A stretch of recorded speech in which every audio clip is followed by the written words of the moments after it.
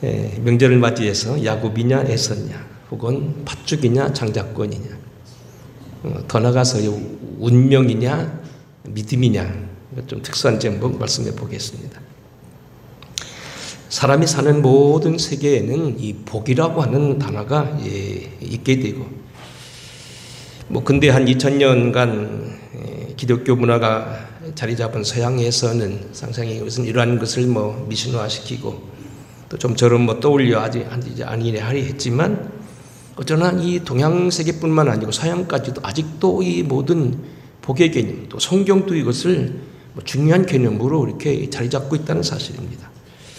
일단 그래서 복이라고 하는 단어를 이렇게 보면 백과사전 파스칼 사전이 이렇게 나와 있습니다. 아주 좋은 운수. 그래서 복과 운수를 같이 취급하고 있어요. 그래서 복은 우리에게 나타나고 있는 겉모습이고 아마 그 복의 모습은 운수로 만들어져 있고 운수가 내용이다. 먼저 복을 말하면 이렇게 말합니다. 브리테니카 세계 최고의 대사전에서는 복을 큰 행운과 오붓한 행복 또는 그로 말미암아서 얻는 기쁨과 즐거움 또한 평안하고 만족한 상태 또 그에 따른 기쁨 이것을 복으로 말하고 있어요.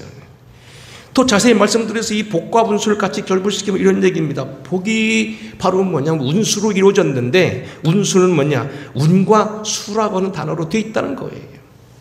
운이라는 것은 말 그대로 우리가 움직인다 할 때 기운, 운동할 때 나오는 움직이다, 돌아오다라는 것으로 우주 만물이 생성되고 변화되고 소멸되고 재생되는 단계 이런 것들을 가리켜서 자연 순환론적인 것을 운이라고 말한다는 거예요.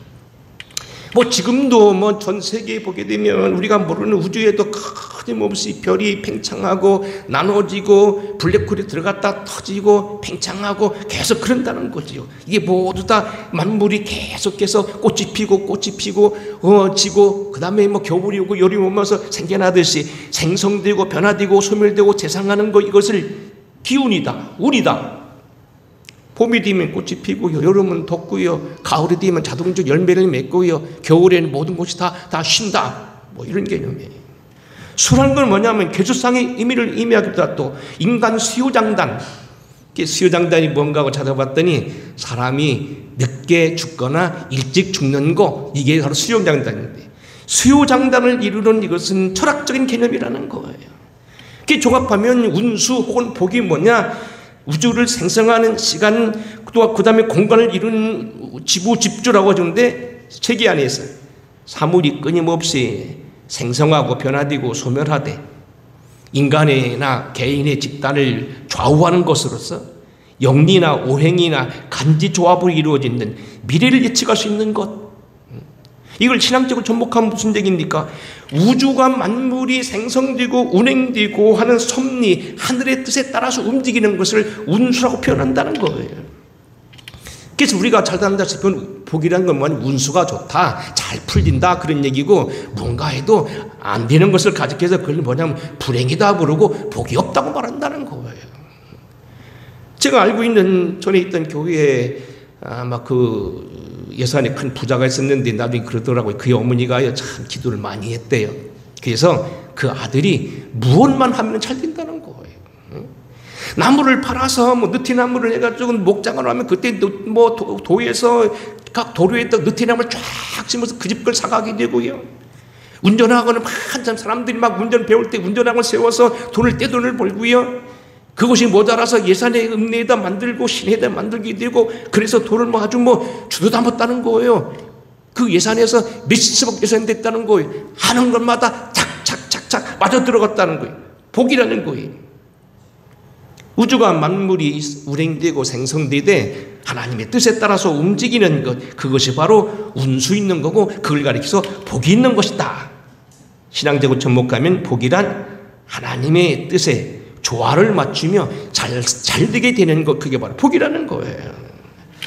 자 문제는 오늘 여기 제가 여러분에게 무슨 지역에 나와 있는 영리 해석 아까 말한 무슨 그런 걸 말하는 게 아니고 이런 얘기예요. 과연 우리가 타고난 운수와 복이 있다고 한다면 그것은 우리에게 얼마만큼 영향을 끼치나 한번 내가 타고나고 한번 내가 어떤 그것을 예정됐다고 하면 그것은 완전히 끝나버리는 거고, 저는 인간은 손댈 수 없는 것이 그냥 우린 꼭두각시처럼 인형처럼 살아가는 것이냐는 얘기입니다.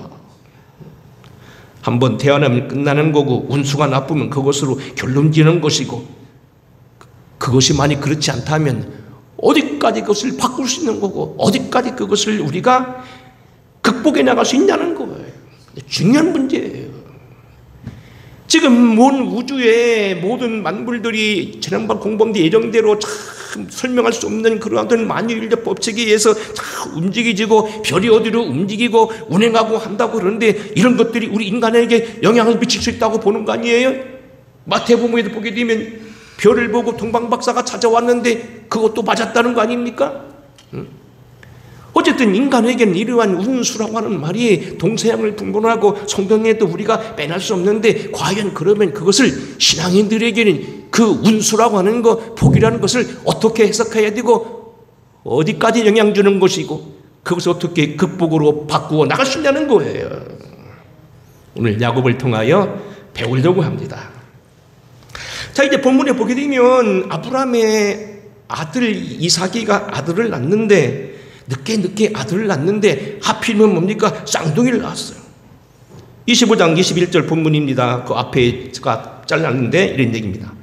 이삭이 그의 아내가 임신하지 못함으로 그를 위하여 여호와께 간구하매 그랬어요.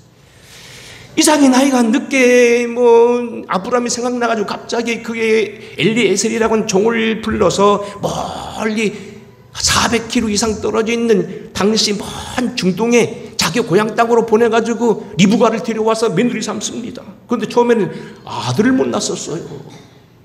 왜 아들이 없었나 하는 것은 우리가 여러 가지 생각할 수 있는데, 일단은 첫째는 뭐냐면 노산이었을 거다. 너무 늦게 결혼하고 한 것도 있을 거다. 여하튼 근데 이삭이 기도합니다.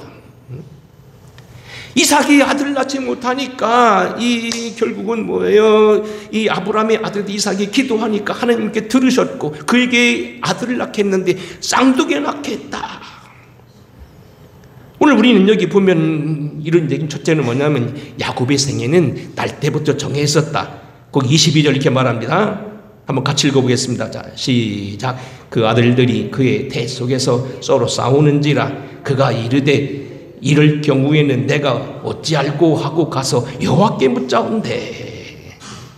타고날 때부터 그들은 서로 먼저 나오려고 노력했는데 간만에 찬으로 거리에 발꽃등칠 잡으면서 에서가 먼저 나오고 야곱이 뒤에 나왔다는 겁니다. 어쨌든 그건 뭐냐면 일단은 큰 자와 작은 자가 결정됐다는 겁니다. 문제는 오늘 여기 이런 얘기입니다. 타고나기도 한다는 거예요.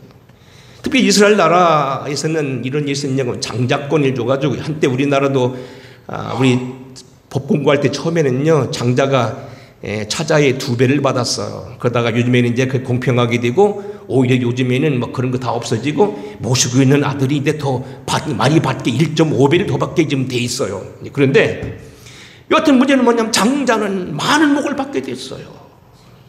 그래서 일단 법적으로 저들은 신앙적으로 일단은 장자권을 가진 사람이 모든 복을 다 거머쥐는 걸로 되어 있었는데, 그런데 야곱이 늦게 나왔다는 얘기입니다. 그런데 결국 어떻게 됐습니까? 야곱은 결국 장자권을 소유했다는 거예요. 참 오늘 우리는 그래서 여기서 우리가 제일 먼저 공부할 건 뭐냐면 야곱의 생애는 날 때부터 정해져 있었는데 일단 그가 태어난 것은 자자로 태어났다는 거예요. 자, 오늘 우리는 여기서 복잡한 것은 이런 얘기입니다. 우리가 아까 보게 된 얘기를 하고 또 그 다음에 사람 사는 얘기를 지금 오늘 사실 설교가 굉장히 명절에 간단히 설교한다다가 오히려 설교하다 보니 굉장히 중요한 문제를 다루다 보니까 어려워졌는데 이런 얘기예요.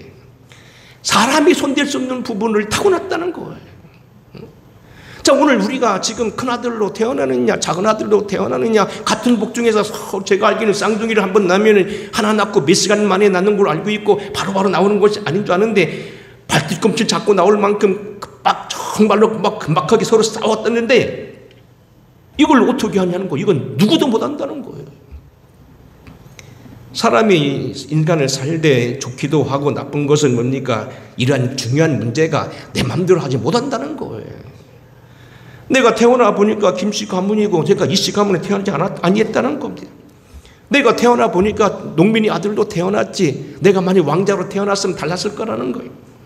내가 태어났는데 남자로 태어났지 여자로 태어나지 않았고 내가 태어나 보니까 인도나 중국에 태어나지 아니냐고 대한민국에 태어났다는 거예요.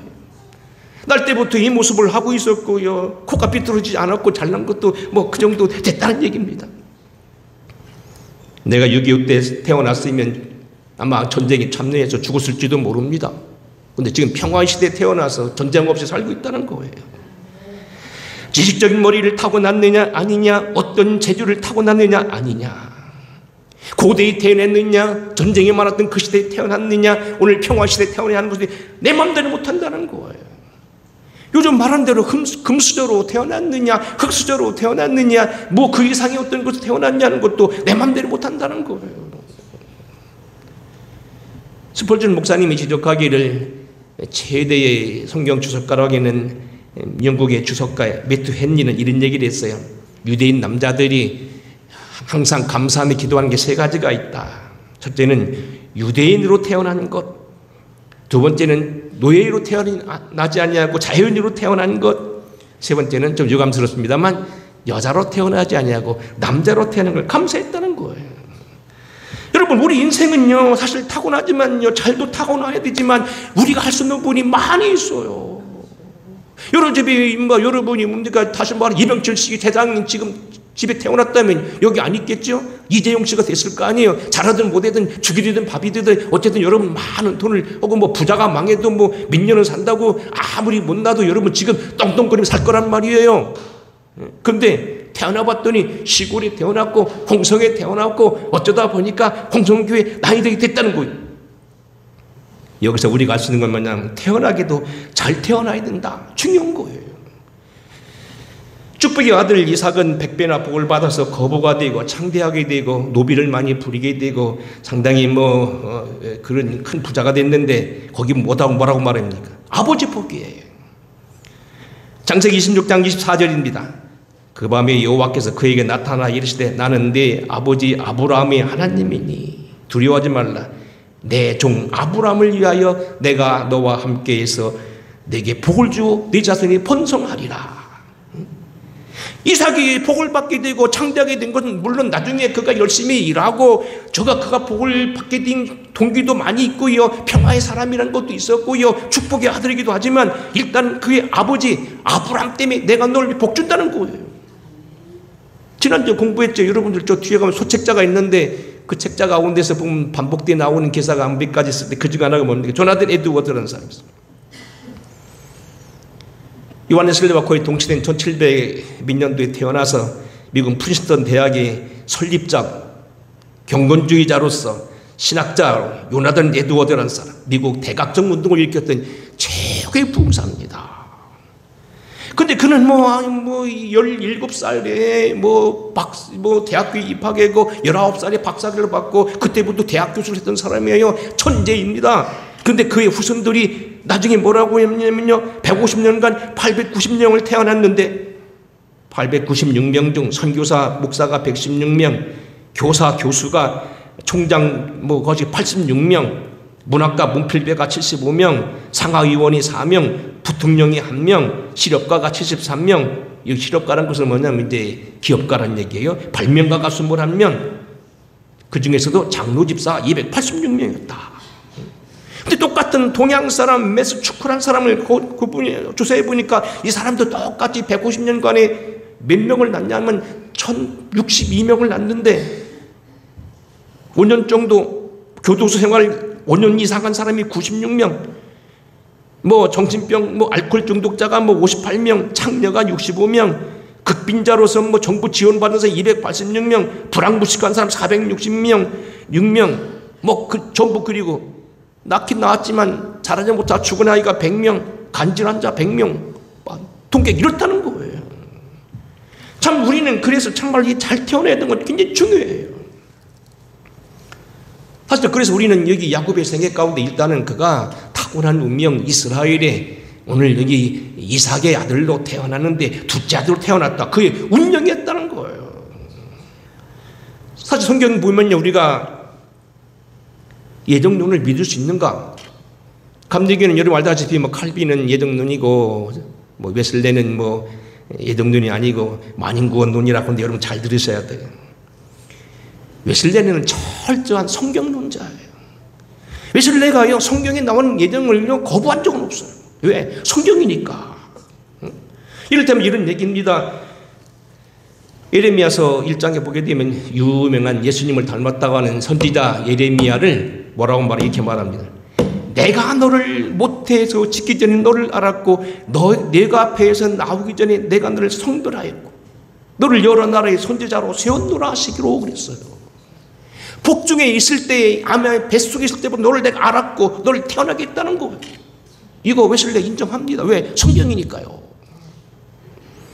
예를 든다면 이거 뭡니까? 하고 많은 사람 중에 왜 아브라함을 택하여 믿음의 조상이 되게 했는가?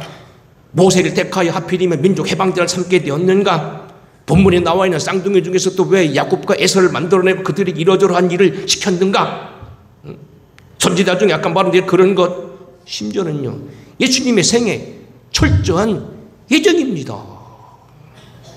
여러분 우리가 이사야서 공부하고 우리가 성경 공부하게 되면요 예수님의 이사야서 같은 경우는 그의 그의 성품, 성령과의 관계, 그가 동정녀 탄생하실 것, 그가 어떤 사역으로 하실 것, 그가 뭡니까 상한 갈대를 꺾지 아니하시고 꺼져간 등불도 끄지 아니하고 우리를 위하신다는 하는 것, 뭐 야곱의 후손으로 태어난다는 것 다 예언되어 있어요.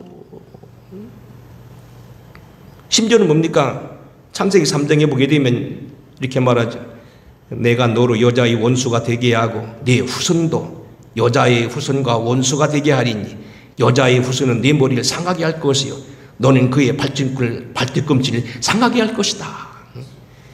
이 말은 결국 무슨입니까? 예수 그리스도가 나타나서 사단을 밟아버리고 죄에서 인간을 구원한다는 거예요. 아담이 하와가 죄를 범하고 죄인 가운데 있어서 죽게 되는 것을 죄에서 건지실 분이 여자의 후손이라는 겁니다. 동정녀 마리아로 태어날 분이라는 겁니다. 남자의 몸을 거치지 아니한 하나님이 특별한 성령으로 잉태될 그런 분. 이거 우리 어쩔 수 없다는 거예요. 이스라엘 역사 가운데 보면 많은 것들이 예정되어 있어요.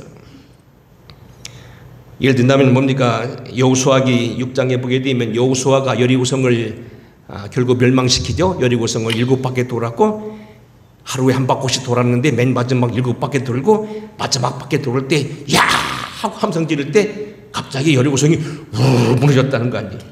그때 보면 이렇게 얘기합니다. 여호수아가 예언을 합니다. 그때의 여호수아가 맹세에 이르되 누구든지 일어나서 이 여리고성을 건축하는 자는 여호와 앞에서 저주를 받을 것이라. 그 기초를 쌓을 때 맏아들을 잃을 것이요 그 문을 세울 때 그의 막내 아들을 잃으리라 하였더니 여호와께서 여호와와 여호수아 함께 하시니 여호와의 소문이 온 땅에 퍼진다고 했는데요. 그 뒤로요 수백 년이 흘렀습니다. 적어도 한 여호수아기부터 여호수아 1440년대 보니까 이때는 한 700년대인가 근 700년대 흘렀다고 봐요. 열왕기상 16장이 아방 때였어요. 그 시대에 베델 사람 히엘이 여리고를 건축하였는데 그가 터를 쌓을 때 맏아들 아비람을 잃었고 그 성문을 세울 때 막내 아들 수굽을 잃었으니 여호와께서 눈의 아들 여호수아를 통하여 하신 말씀과 같이 되었더라.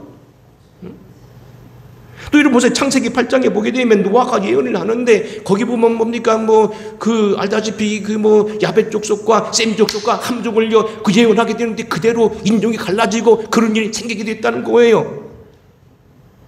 존 웨슬레가 이것을 부정하지 않았어요. 여러분 조금 우리가 오늘 경우에 따라서 맞지 않는 얘기지만 한번 좀 들어보시기 바랍니다. 존 웨슬레가 거부한 것은 성경에 나와 있는 예정이나 우리 개인적인 어떤 특정함, 복중에서 탄생했고 여러분에 대해 개인적인 계획을 가지시고 하나님이 축복하셨다는 것을 부정하지 않습니다. 존 웨슬레가 거부한 건 바로 이겁니다. 이중 예정론이라는 게 있어요. 사람이 구원받고 구원받는 것은요, 누가 구원받을 사람 안 받을 사람 하나님 정해놨다는 거예요. 그래서 하나님이 택하지 아니하시면 그 사람은 아무리 믿으려고 해도 믿을 수가 없어 지옥 가고, 하나님이 택해놓은 사람 그 사람이 아무리 잡놈 짓을 해도 하나님 축복하셔서 그 사람이 잘 돼서 나중에 구원받는다는 거예요. 믿습니까? 아니요. 그럼 그거 잘못이 누구 잘못이야? 사람 잘못이 아니야. 하나님이 마귀요 그러면. 그걸 부정한 거예요. 근데 그걸 이중내중자는 그걸 믿고요. 뭐라고 하면 그럼 왜 전도는 왜 하냐? 누가 누군지 모르니까 그 중에서 택함 받은 사람 믿으라고, 누군지 모르니까 그냥 그 중에 내 말 듣고 들을 사람이 있으니까 전한다는 거요. 그게 사실 이중내중론이고, 그걸 웨슬레가 마귀 논리라고 했어요. 여러분 잘 알고 있는 우리 교회 와풍했던 박용규 목사님한테 제가 물어봤어요. 목사님 천국 갔었을 때 웨슬레도 만났다고 그랬고 누구도 만나고 다 만났다고 했는데 거기서 아무개 봤어요? 깜짝 놀라시더라고. 못 봤는데? 여러분 지금 웨슬레가 부정한 건요, 성경에 나와 있는 예정론이라든지 개인적인 여러분 하나를 지금 부르시고 여러분에게 말씀하시는 거, 그걸 부정한 게 아니에요. 이중 예정론이에요. 누구는 아무리 믿어도 소용없고 누구는 아무리 잠금짓해도 하나님 택하시면 축복받는다, 믿는다, 구원받는다. 그거 하나님 책임이라는 거요. 그러면 어떻게 되느냐? 웨슬레가 주장한 건 두 가지로, 첫째는 뭐냐면 누토를 따라서는 만인구원론이에요. 여러분 오늘 잘 들으셔야 돼요. 이거 한 번 정도 들고 하시면 좋아요. 이 목사님들하고 어떤 때 대화를 해보면요, 하나 책을 몰라. 요한 웨슬레에서 아마 뭐 들은 얘기만 웨슬레 얘기 좀 들었는가 봐요. 웨슬레에 대해 책을 읽어본 적도 없어요. 칼바르트에 대해 읽어본 적도 없어요. 그런데도 막 욕을 해요. 내가 생각할 때, 아니 지가 모르면 가만히나 있지. 요즘도 제가 세계 역사, 우리나라 한국 역사를 보게 되니까요, 우리나라 남북한 문제, 이런 문제에 이승만 대통령 문제가 요즘 책을 많이 읽거든요. 이 책도 읽어보고 저 책도 읽어보고 진보적 책도 읽어보고 다 읽어보는데요, 역사적인 증거를 해봐요. 여러분 남의 말 듣지 말고 공부 좀 하세요. 우리나라가 어떻게 해서 건립됐고 북한은 언제부터 세워지기 시작했고 저들이 타협할 의사가 있었는가 보고 이러면 잘 보세요. 이승만이 과연 남북 분단의 원흉인가 잘 보시라고. 이런 얘기예요. 만인구원론은요, 믿어도 안 믿어도 다 구원받는다는 그 논리가 아니에요. 하나님은 사랑이 크셔서 모든 사람에게 믿을 수 있는 기회를 주셨고 다 구원받게 하신다는 거예요. 아무리 그 사람의 아버지가 잘못하고 어머니가 잘못하고 죄를 범했다 하더라도 그에게 일단 예수를 믿을 수 있는 기회를 주셨다는, 그게 만인 구원론이에요. 그러면 다 예수 믿냐? 본인이 책임진다는 거. 그러면 하나님의 역사는 뭐냐? 그래서 나온 게 뭐냐면 웨슬레가 성령을 통한 선행 은총론이라는 거예요. 이 그 선행 은총이라는 것은 프리멘탈리언 그 그레이스라고 하는 말은, 이 말은 뭐냐면 앞서간다는 소리예요. 선배라고 소리예요. 앞서가면서 우리 길을 닦아놨다는 거예요.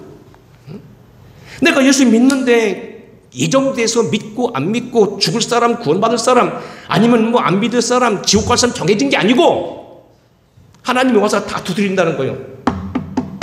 예수 믿어라. 아침에도 제가 운행을 하면서 이상재 선생님이 이런 분 유명한 민족 지도자죠.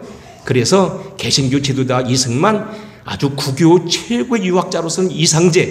근데 이상재가 처음 이승만 만나가 교도소 막 싸웠다는 거예요. 근데 이상재에게 어느 날요, 이승만이 전도하다 하다 못하니까 성경책을 읽게 했대요.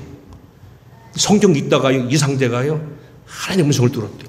너 감옥에 온 거, 너 옛날 미국 갔을 때 그때 미국 바라보고 예수 믿을 기회 줬는데 안 믿은 것, 첫 번째 죄.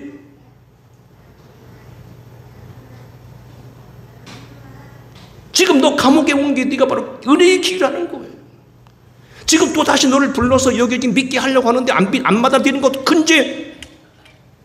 결국 감옥 간 것도 그것도 하나님의 은혜라는 거예요. 성령의 은총이라는 거예요. 아프게 하든지, 어떤 사람은 잘 되는 역사를, 어떤 사람은 병을 앓다가, 성프란시스도요 부잣집 아들 예수 안 믿었어요. 근데 어느 날 큰 열병에 걸리게 죽게 됐다가요 하나님을 만난 거요. 병이 그에게는 선행적인 은총이라는 거예요. 요한에서는 그걸 말하는 거예요. 믿을 사람, 안 믿을 사람, 지옥 갈 사람, 천국 갈 사람이 하나님이 다 정해놔서 그 뜻대로 되니까 모르는 사람 전도한다는 그런 괴교망측한 원리는 하나님을 모독하는 일이고, 다 믿도록 만들었는데 성령이 그들 전부 다 와서 노크를 하고 채찍을 하고 그들에게 경고를 하고 죄를 깨닫게 하고 의를 깨닫게 하고, 성경 나오잖아요. 심판을 알게 했는데 그것을 받아들이는 사람은 구원받고 안 받는 사람은 구원받지 못한다. 선행은 죽는과 만인 구원을 같이 합병한 논리가 바로 외식의 논리라는 거예요. 성경적이라는 얘기입니다. 누구는 구원받고 누구는 구원받지 못한 사람은 정해놓은 게 아니라는 거예요. 누구는 정해졌고 안 받고 구원은 정해진 게 아니고, 모든 사람들이 과거 그의 조상이 어떠했든, 과거 어떠했건, 자기가 어떠했건, 살인자건 누구건 하나님이 그에게 마지막까지 예수 믿도록 권고하시고 성령을 통하여 놓고 하신다는 겁니다. 다만 그 역사를 이 선행하는 건축을 받아들이는 사람은, 아멘하고 믿은 사람은, 회개한 사람은 구원받는 거고요. 거부하는 사람은 결국 지옥 간다는 겁니다. 목사의 아들이라도 안 믿으면 지옥 간다는 겁니다. 그런 의미에서 오늘 여기 야곱은 둘째 아들로 태어났어요. 근데 여기 잘 보시면 야곱은 일관되게 이후로 어떻게 합니까? 장자 명분을 귀하게 여기고 하나님께로 향합니다. 오늘 본문 말씀 보게 되면 27절 뭐라고 말합니까? 아이들이 장성함에 에서는 익숙한 사냥꾼이었으므로 들사람이 되고 야곱은 조용한 사람이 되었으므로 장막에 거주하니 그랬어요. 이걸 제가 지난번 야곱 설교를 28번인가 했지요. 주일마다 28번인가 굉장히 많이 설교했잖아요. 그때 아마 여러분 가지고 계실 거예요. 근데 여기 들사람, 다시 말하면 자기 좋다고 다니는 사람을 말하는 거예요. 응? 집사람은 무슨 얘기냐면 여자같이 뭐 이렇게 집안이 머무는 그런 사람 말하는 게 아니고, 명상하며 생각하며 사고하며 글쓰며 아까 말한 책을 공부한 사람을 말한다는 거예요. 기도한 사람을 말한다는 거예요. 결국 이런 얘기입니다. 에서는 장자의 명분을 타고났고 큰아들도 태어났지만 이 사람은 하나님의 명분을 소홀히 여겼지만, 야곱은 비록 차자로 태어났지만 하나님의 명분을 귀하게 여겨서 그걸 어떻게 해서라도 받으려고 노력했다는 겁니다. 물론 형을 속이고 아버지를 속이고 한 것까지는 잘못됐지만 그래도 하나님은 그걸 귀히 여겼다는 겁니다. 지난번에도 어떤 분이 그런 얘기를 하시더라고요. 기도 깊이 하시는 분인가 본데 매스컴을 탔는데 이런 얘기 하시더라고요. 나는 도덕성만 보는 게 아니고 그를 통하여 거칠지만 그가 하나님을 사랑할 수 있는가, 내 뜻을 행하는가를 나는 본다. 응? 응? 여러분 보세요. 유기성 목사가 한 얘기 바로 그 얘기예요. 믿음이 좋은 것이 뭔 착한 것이 아니라는 거예요. 이 말은 착하지 말라는 얘기가 아니에요. 착한 것도 중요하지만 하나님을 향한 열심히, 그 다시 말하면 뭐예요? 성경이 말하는 다윗을 통하여 한 말, 다윗은 흠결이 있었지만 그가 하나님을 사랑하는 어떤 그 뭐죠? 나는 뭘 본다고 했죠? 나는 키나 용부를 보지 아니하고 네 중심을 본다고. 중심이 하나님을 향했냐는 거예요. 어떤 사람은요, 인간적으로 볼 때 아이고 예수 믿는 사람이 좀 말을 함부로 하네, 또 거짓말도 조금씩 하는 것 같으네, 아니면 좀 거칠기도 하네. 그런데도 복 받는 사람이 있어요. 왜? 그 사람 마음 중심은 하나님이 있다는 얘기예요. 착해 빠져가지고 게을러가지고 맨날 아무것도 않고 있는 사람이, 그 사람 복 못 받는 사람 많아요. 왜? 하나님 사랑하지 않기 때문에 그래요. 착한 게 믿음이 아니라는 거예요. 물론 여러분 꼭 주의하세요. 착하지 말란 얘기가 아니고 더 큰 복을 받는 겸손한 자가 더 복을 받고, 아까 아침 새벽에 말하는데 우리가 복을 심어야 복을 거두고, 열심히 우리가 믿음으로 금식하면서 집 없는 사람 돌아보고 가난한 사람 돌아보는 게 복 주는 거지만 그게 복의 모든 건 아니라는 거예요. 여러분 오늘 우리는 여기서 이렇게 말하는 거예요. 야곱이 복 받은 이유는 뭐냐? 저가 비록 차자로 태어나서도 하나님을 사랑하고 장자의 명분을 귀히 여겼다는 거예요.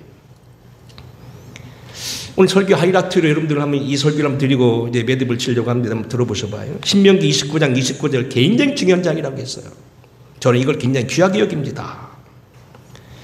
감추어진 일은 우리 하나님 여호와께 속하였거니와 나타난 일은 영원히 우리와 우리 자손에게 속하였나니 이는 우리에게 이 율법의 모든 말씀을 통하게 행하게 하려 하심이니라. 한번 따라서 하겠습니다. 감추어진 일, 감추어진 일, 우리가 모르는 부분이 있다는 거. 그가 뭐 지금 장자로 태어났냐 부자로 태어났냐 그건 우리가 할 수 없다고 그랬어요. 김씨로 태어나느냐 6.25 때 태어나느냐 지금 태어나느냐 돈 많은 집에 태어나느냐 재주 좋은 사람 태어나느냐 그건 우리가 할 수 없다는 얘기예요. 타고나 보니까 내가 이 모양 이 모습으로 하고 있고 이렇게 이름조차 내가 진 게 아니잖아요. 여러분 이름 당신이 졌어요? 다 아버지들이 져준 건 아니면 물론 바꾼 사람이겠지만 대개는 뭐예요?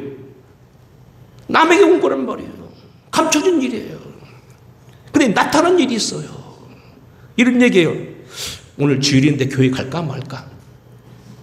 명절인데 이거 그냥 딴 데로 삥 깔까 말까? 응? 성경을 읽을까 말까? 오늘 내게 주일 주어졌는데 영화를 갈까? 아니면 좀 더 책을 보고 공부 좀 할까? 건강을 위해서 어떤 운동할까? 대학을 갈까 말까? 신학을 할까 말까? 누구와 결혼할까 말까? 이것은 내 일이에요. 나타난 일이에요. 내가 오늘 여기 나타나는데 지금 교회에서 뭐 수혜당한 사람들 아니면 화재 많은 사람들 헌금을 한다고 하더라. 내가 그걸 돕고 놔두는 건 내가 할 일이요. 응? 하나님이 비가 오게 하고 불이 나게 하는 건 내가 할 수 없는 일이지만 일단 그 일이 터져서 해결하는 일은 내게 나타나는 일이요. 이게 굉장히 중요한 얘기예요. 근데 감추어진 일, 옛날 성경에 말하면 오묘한 일이라고 되어 있어요. 우리로 모르는 거. 우리 지혜가 미치지 않는 거. 아무리 알려고 해도 설명이 안 되는 부분이 있어요.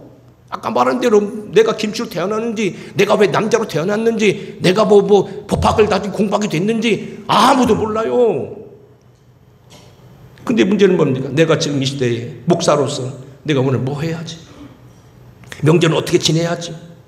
내가 교우들 해서 어떻게 해야지? 이건 내 일이라는 말이에요. 여러분 오늘 여기 본문에 보게 되면 야곱이 바로 그거예요. 에서는 시간 나는 대로 장자로 태어나서 또 활 들고 다니면서 말 타고 쫓아다니면서 고기를 잡아다가 아버지 줬지만 야곱은 뭐예요? 기쁨을 생각하며 장막을 사랑하고 어떻게 보면 여자스럽지만 장자의 명분을 결국 받게 됐다는 거예요. 끝으로 한 말씀 드린다면요, 잘 보시면 이후로 야곱의 행동은요 모든 게 이 장자권에 초점을 두어요. 지금 말씀 그대로 이 팥죽한 걸 가지고 장자의 명분만 샀을 뿐만 아니고 에서는 이걸 별수할 줄 아는 걸 내가 죽겠다. 아니 밥 한 그릇 안 먹었다 죽어요? 아무리 피곤해도 너무 쉽게 생각하는 거예요. 그런데 이 야곱은 아니다. 그래가지고요 그 뒤부터 이게 집중을 해요.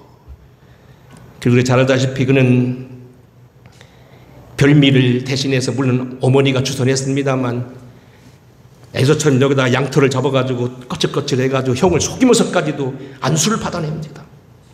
돌베개를 베고 자다가 아침 일어나 거기다가 제단을 쌓고 기름을 붓고 예배를 드리고 소원을 합니다. 이 삼촌이 자기가 원하는 딸 라헬을 주지 않으니까 그 딸을 살기 위해서 뭡니까? 7년 동안 또 봉사합니다. 품감을 제대로 주지 않으니까 어떻게 합니까? 품감을 받기 위해서 여기 얼룩 양, 검은 양, 전배기 양을 하기 위해서 어떻게 합니까? 거기다가 나무를 꺾어다가 흰 가지 그렇게 해가지고 이걸 울긋불긋 그 앞에 새끼를 베게 해가지고 기도했겠죠? 그래서 바라보는 기도라고 했잖아요. 그 기도하니까 맞는 것마다 빨간 걸 원하면 빨간 거, 얼룩덜룩한 거, 얼룩덜룩한 거, 점 있는 거면 점 있는 거, 까만 다 했다는 거 아닙니까?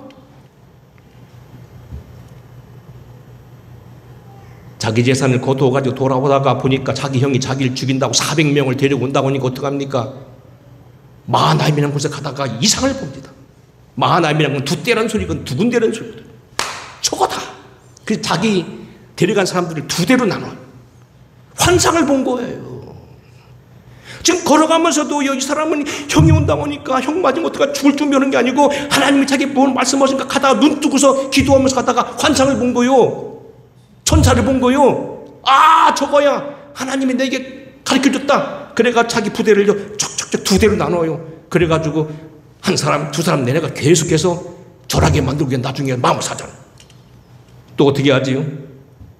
약복강가에서는 그것이 부족하니까 밤을 새워 기도와 천사와 씨름해서 자기 이름을 바꾸는 축복을 받아요. 창세기 34장에 보게 되면 딸 디나가요 바깥에 놀러갔다 세겜 땅에 살 때 겁탈을 당해서 어려움 당할 때요 그의 오빠들이 잘못해가지고 일족이 멸하게 돼요. 그때 어떻게 합니까? 회개 기도를 해요. 그리고 그때 자기 음성을 듣잖아요. 우리가 일어나 베델로 올라가자. 내 환난 날에 내게 응답하시며 내가 가는 길에서 나와 함께 하나님께서 내가 거기서 대단을 쌓으려 하노라. 하나님께 또다시 기도해요. 죽게 됐어요. 응? 지금 이방 땅에 지금 지나가는 사람은 살고 있는데 옆에 있는 뭐 부족들이 다글다글다글하는데 그 사람들이 덤벼들이면 살아날 재간이 없거든요. 그러니까 마지막 수단에 막 기도하는 거예요. 그게 결국은 거기서 이걸 이겨나가요. 그들이 떠났으나 하나님은 그 사면 고을들로 크게 두려워하게 하였으므로 야곱의 아들들을 추격하는 자가 없었더라. 응? 하나님이 그 생명을 책임져 주는 거예요. 오늘 이 설교는 뭐 이런 얘기인데요. 이제 마감을 지어야 되는데 제가 두 가지 얘기만 해드릴게요. 이미 다 아는 얘기지만 뭐 중요한 얘기니까 한번 처음 오는 분들도 있고 자녀들이 왔으니까 연결 얘기 한번 들어보시기 바랍니다. 이런 얘기입니다. 과연 사람은 타고난 운명으로 끝나는 거냐? 응? 아니면 바꿀 수 있는 거냐? 유명한 신라 시대의 김유신 장군에 대한 이야기 하겠습니다.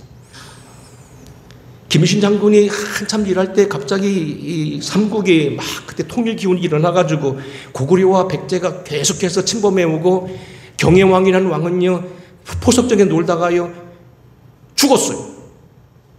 아주 그래가지고 거칠게 막 설아버리 그런데 나쁜 소리 들려와요.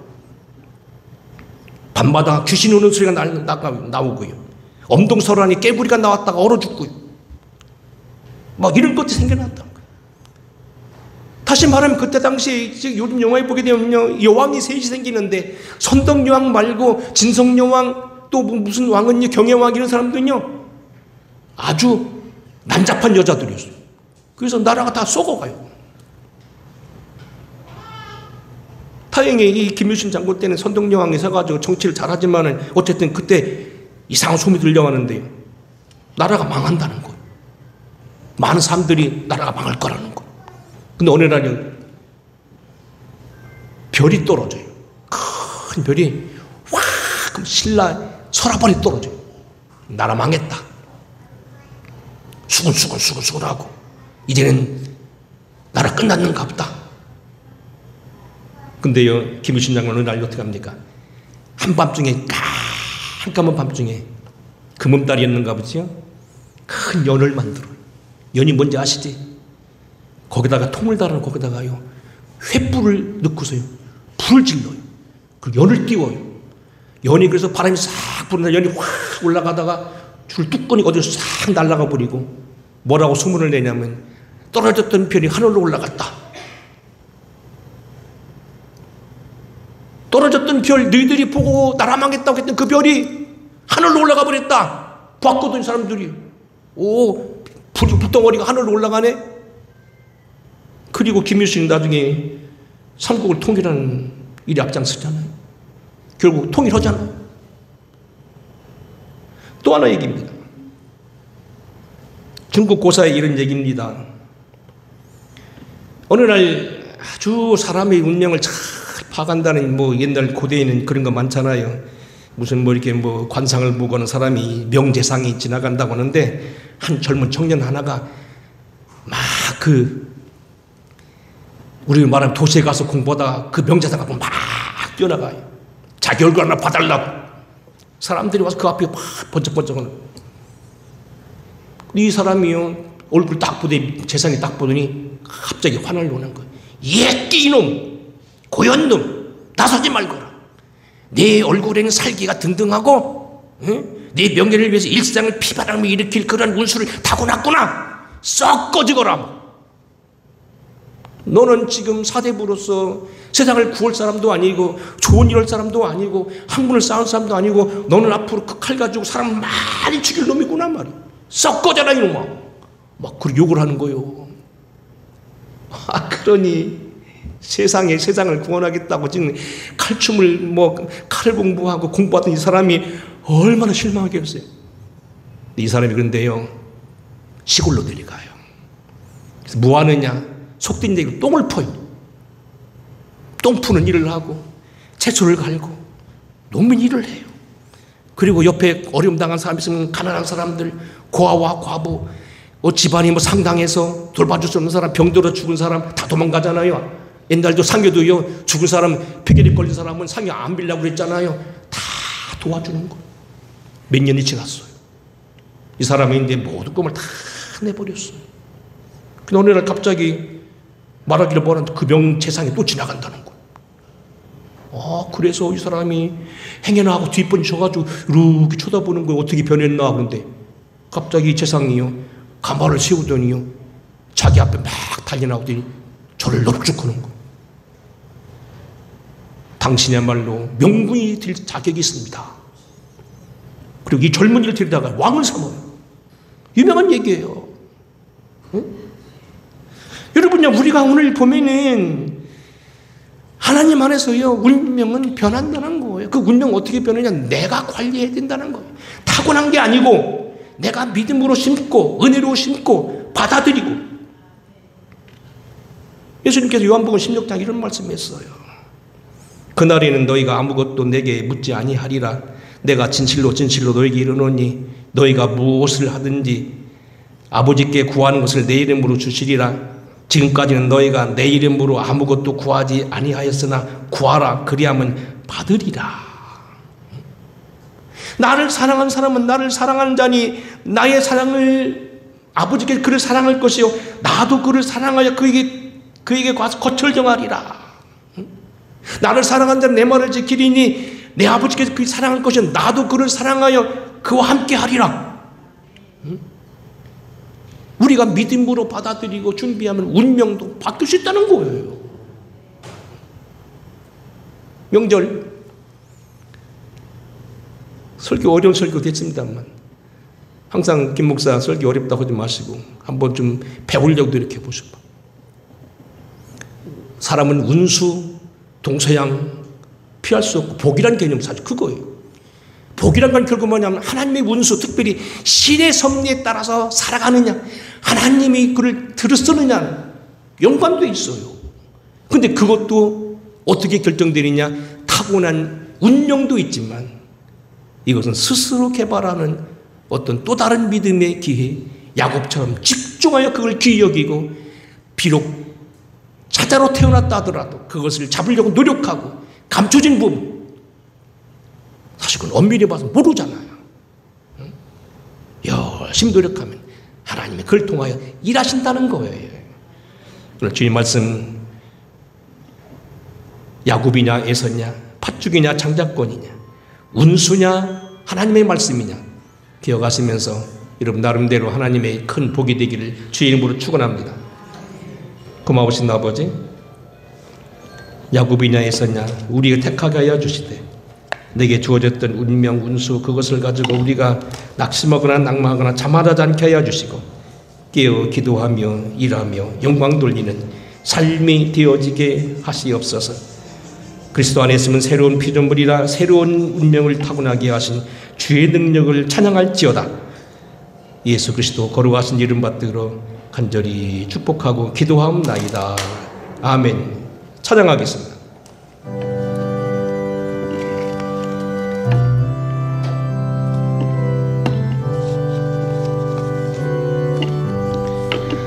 나의 영원하신 기여 생명보다 귀하다.